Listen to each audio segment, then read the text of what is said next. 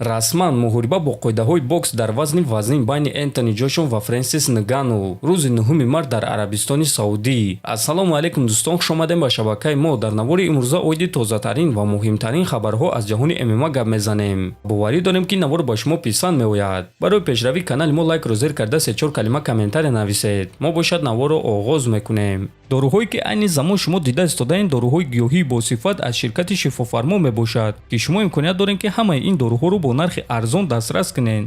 доруҳо барои хунукзадагӣ ва қавӣ кардани мардонагӣ, барои фарбе ва харобшавӣ, барои ришу мӯйсарбарорӣ, барои дарди дил, дарди мушакҳо ва ҳамчунин равғани сиёҳдона ки пайғамбар саллаллоҳу алайҳи васаллам гуфта буд ки ба ғайр аз марг ба ҳамаи дигар дардҳо даво мебахшад. худи ҳозир ба номерҳои дар рӯи экран буда занг зада доруҳои даркории худро харидорӣ кунед ва ҳатман аз номи канали Паҳлавон гап занед. ҳамин гуна шумо ҳам доруҳои даркории худро ба даст меоред ва ҳам канали моро сахт дастгирӣ мекунед.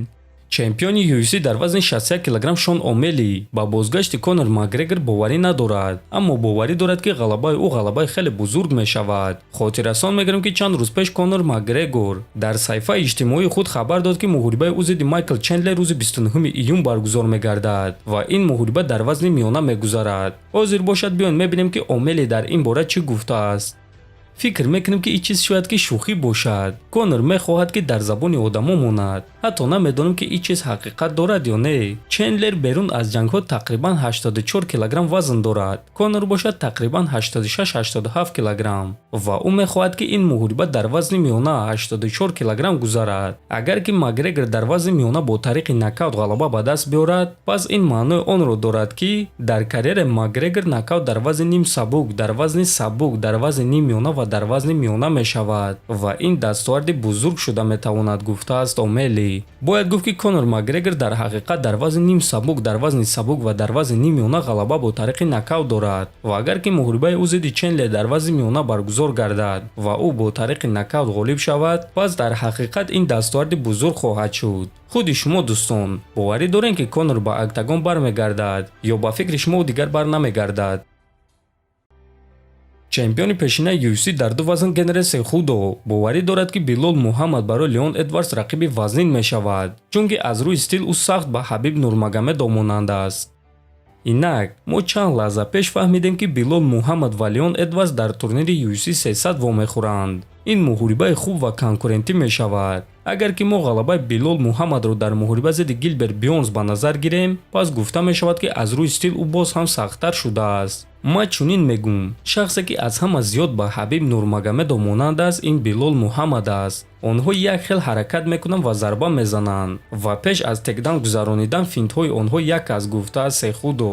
ва дӯстон, бояд қайд кард ки айни замон Билол Муҳаммад дар Доғистон қарор дорад ва бо дастаи Ҳабиб Нурмагомедов лагери тамринӣ барои муҳорибаи унвони зидди Леон Эдвардс гузаронида истодааст. аммо бояд гуфт ки айни замон муҳорибаи онҳоро расман эълон кардагӣ нестанд. топови ҷангори вазни сабуки UFC Бенуа Сендени боварӣ дорад ки Ислам Махачев ва дастаи ӯ допинг истифода мебаранд. биён суханҳои ӯро гӯш мекунем. оиди дастаи Нурмагомедов, ман боварӣ дорам ки онҳо допинг истифода мебаранд.